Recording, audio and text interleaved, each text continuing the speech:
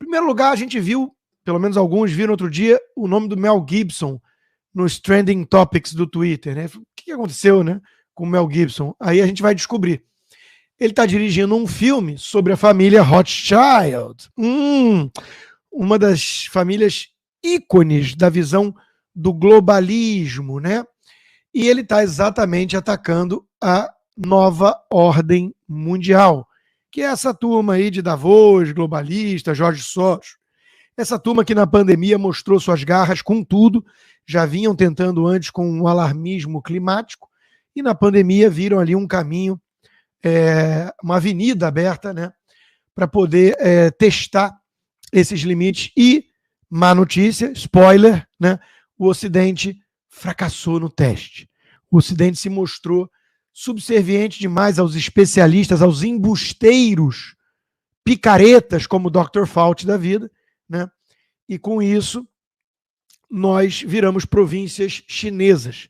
Todos nós. Canadá, Austrália, Nova Zelândia, Brasil, né?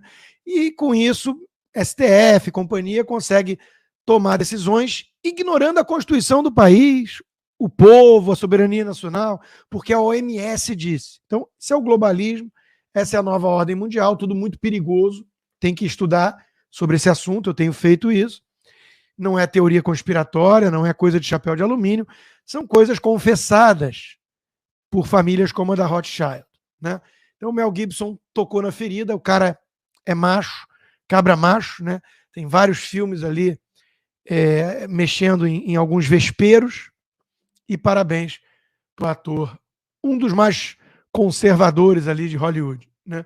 Que é um ambiente muito hostil. Sair do armário em Hollywood não é, obviamente, assumir que é gay, né? Isso aí a cada 3 você esbarra em 1 ou 2. É realmente você se declarar alguém mais conservador. Falei da pandemia, falei dessa coisa toda, né, de globalismo e a tentativa de monopolizar a fala em nome da ciência foi muito evidente nesse período, e nós vimos a turma da esquerda no Brasil fazendo isso, né? Cantora de jazz, governador picareta, embusteiro safado, todos eles de repente incorporaram a voz da ciência, a Globo, né, a mídia, e gente que realmente entendia do assunto sendo calada, censurada, né, uma palhinha para o que estamos vendo hoje. E aí eu vejo essa notícia, né? Entrada do Ministério da Fazenda recebe banho de sal grosso. Claro, né? Cena que nós vimos, o vídeo e tudo, eles jogando sal grosso no chão e varrendo, é obviamente algo muito comprovado cientificamente, né? O estudo da OMS comprova, o Dr. Fauci atesta que se você jogar sal grosso e espalhar no chão, tudo aquilo de ruim que a equipe do Paulo Guedes fez vai embora, e aí o caminho fica livre para as benesses produzidas pela equipe do Fernando Haddad. Ciência, meus caros. Ciência. É sempre muito importante falar em nome da ciência. Na pandemia, nós vimos também, em nome do politicamente correto, o debate interditado em relação ao principal grupo de risco, além dos idosos. Claro, né, uma doença respiratória, ela atinge de uma forma muito desproporcional alguém com 90 anos em relação a alguém com 4 anos. Mas nos impediram de falar disso. E o segundo grupo de risco, além do idoso, era o obeso. Obesidade é doença. Obesidade mata. Traz muitos riscos à saúde. Mas hoje em dia é proibido falar isso, porque você estaria sendo alguém ofensivo. O médico que vira e fala para um obeso, olha, você já pensou de repente numa dieta porque o seu calcanhar não está aguentando o peso do corpo, ele acaba processado por ofender o paciente, né? Então, vamos ter que encerrar a profissão de medicina. E aí coloca no lugar a cantora de jazz, ela canta um jazzinho e o sujeito vai para casa curado. Só que não. Então, nós vimos essa triste notícia hoje na Folha de São Paulo. Meus sentimentos, a família do envolvido. Jovem obeso morreu após ficar mais de 4 horas em ambulância à espera de um atendimento. Não tinha maca que conseguisse dar conta do peso dele, do rapaz, muito jovem, né? É tudo muito triste. Agora, que pelo menos sirva, né, para trazer à tona o debate sobre obesidade como doença, como risco à saúde, como risco de vida, porque esse debate está interditado por conta dos flocos de neve, da turma que vê ofensa em tudo e quer destruir a ciência, por exemplo, a biologia. Não podemos mais falar que homem é homem, mulher é mulher. Lembrar que só mulher engravida, não podemos fazer isso. Então, eles querem matar a ciência em nome da ideologia. E isso é muito perigoso. Tem risco até de vida. Por falar nisso, nós temos agora uma nova ministra da Saúde no Brasil. E como o PT, a esquerda em geral, se preocupa muito com a ciência, colocou no Ministério da Saúde, lembrando que eles demonizavam o Pazuello, porque ele era um militar, né, com experiência logística, numa pandemia que precisava de muita questão logística, mas tudo bem, eles demonizavam porque não era alguém especialista da área de saúde, medicina.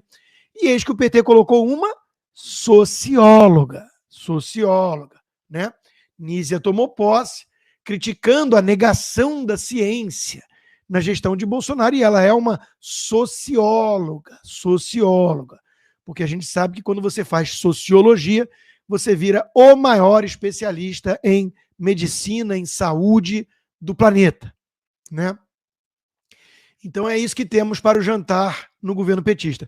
E, claro, como uma das primeiras medidas que ela está pensando, vem aí o pacote do aborto, né? Porque, afinal de contas, é preciso deixar para trás essa coisa ultrapassada de focar na vida humana como sagrada, né? Porque essa turma da esquerda prefere priorizar a vida dos ovinhos das tartarugas, né? Então, agora, aquele que era o genocida sai de cena e entra a turma do amor, a turma da diversidade, que quer matar os bebês no ventre, né? Mas o Lula disse que não ia defender o aborto, e aí sim temos um estelionato eleitoral, né? Em várias outras áreas, como vamos ver na frente, não. Na economia, principalmente, que é a minha seara, ninguém pode dizer que Lula escondeu o jogo. Ninguém pode se dizer surpreso. Vamos falar disso.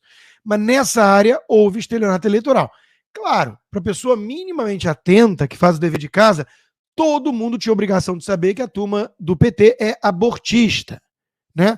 É muito patético ver Dom Cheder, sei lá o quê, falando eu sou contra o aborto, não me coloquem nessa. Mas defende partido que é abortista, que tem essa pauta, né? Então, cristão que fez o L, tá aí o resultado, como é que você está se sentindo hoje, né? Espero que não um bom cristão. Vai lá, pelo menos se confessar, é o mínimo que você pode fazer como cristão por ter feito o L. Mas calma, nós temos um governo abortista, nós temos um governo que vai destruir, e já começou, a economia do Brasil, nós temos um governo que tem muita gente encalacrada com a justiça. Se os órgãos competentes fizerem o dever de casa e houver escrutínio da imprensa, vamos voltar a ter muitos escândalos de corrupção, que ficamos 4 anos sem tê-los, né? A política vai se misturar com a página policial novamente. Mas calma, que tem muita gente nervosa com essas bobagens. A economia vai destruir, o dólar vai para 7, a corrupção vai voltar com tudo, o aborto, que é o assassinato de crianças. Tudo bem, mas para, gente, olha só, eu sou um cara que procuro sempre ver o copo meio cheio, porque senão a vida já é muito dura, a gente tem conta bloqueada nas redes sociais, conta bancária congelada, passaporte cancelado. Se a gente não olhar o copo meio cheio, a gente fica meio deprimido. E eu sou um cara que dou algum valor também ao senso de humor, à ironia fina. Nem sempre a turma da esquerda consegue capturar, é verdade, mas veja, nem tudo tá ruim e não é o fim do mundo. Por que eu digo isso? Porque todas vão ficar felizes que agora nós temos vários ministros inclusivos. 6 ministros, ao menos, usaram a linguagem neutra, ou seja, assassinaram a língua portuguesa durante a posse. Então está tudo muito difícil no Brasil. Temos uma ditadura, a censura já está imposta, perseguição, a economia vai lamber, mas todas ficaremos felizes, pelo menos, com essa sensibilidade, com esse toque, né, de humanismo dos nossos ministros e desse governo. A Argentina foi pelo mesmo caminho, né? A inflação passou de 100%, a miséria é galopante, mas como eu disse, eu procuro ver o copo meio cheio. Os argentinos, além da vitória da Copa do Mundo e do Messi, né, eles têm todas felizes com a linguagem neutra lá oficial também. Ainda na questão da guerra cultural, gente, eu sempre chamei a atenção aqui de uma coisa que eu volto a repetir para vocês. Os movimentos de minorias, eles não têm nada a ver com as minorias. Atenção, eu vou repetir porque pode parecer meio contraditório, mas não é. Os movimentos de minorias não têm nada a ver com minorias. O movimento feminista não tem nada a ver com mulher. O movimento racial não tem nada a ver com negro. O movimento LGBT não tem nada a ver com homossexual. E eu digo isso e provo. Quase toda live eu provo. Eu mostro aqui. Né? Ó, a feminista demonizando uma mulher só porque é conservadora. Então não tem nada a ver com mulher. Né? O movimento racial cuspindo em negros de direita. Não tem nada a ver com negro. Né? E a esquerda, na figura do Zé de Abreu, um petista convicto, muito próximo aí do Lula e companhia, essa turma está alfinetando o Eduardo Leite e dizendo gay de direita parece contrassenso. Em primeiro lugar, né? Eduardo Leite não é de direita. É um cara globalista, progressista. Na pandemia fechou até gôndola de supermercado, porque o vírus, ele obviamente seleciona qual gôndola, né? Qual prateleira que ele vai atacar. Então é um homem da ciência e não é, obviamente, de direita. É um tucano de esquerda. Mas veja que ele não é petista. E isso deu ao Zé de Abreu, um petista, e alguém bastante asqueroso, mas aí cá entre nós é pleonasmo, é redundância. O Zé de Abreu, aquele que cospe em mulheres, né, ele disse que não pode ser um gay de direita. O movimento LGBT não tem nada a ver com gay, com defender o direito do gay. Né, tem a ver com esquerda, como eu já cansei de dizer, e uma vez mais estou provando.